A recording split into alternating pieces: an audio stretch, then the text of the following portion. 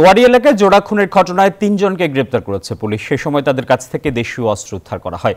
সকালে ডিএমপির মিডিয়া সেন্টারে সংবাদ সম্মেলনে তথ্য জানান ওয়ারী বিভাগের ডিসি সালেউদ্দিন। এ সময় তিনি জানান, ফ্ল্যাট ক্রয় সংক্রান্ত বিরোধের জের ধরে আসামিরা ফ্ল্যাট মালিক আপন দুই ভাইকে হত্যা করে। ক্লাসিক রিয়েল এস্টেট কোম্পানির সাথে 10 বছর আগে ফ্ল্যাট কেনার চুক্তি করে ভিকটিম আলামিন ভূঁইয়া।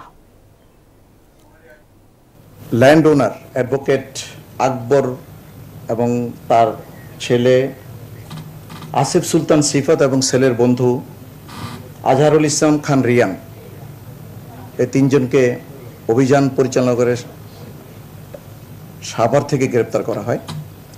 ওই বিল্ডিংয়ের দোতলা থেকে একটি রুম থেকে যে অস্ত্রশস্ত্র দিয়ে ভিকটিমদের নিহত করা হয়েছিল, দেশীয় অস্ত্র দিয়ে চাইনিজ কুড়াল, চাকু এবং একটি ব্যাটন উদ্ধার করা হয় তাদের দেখানো মতে।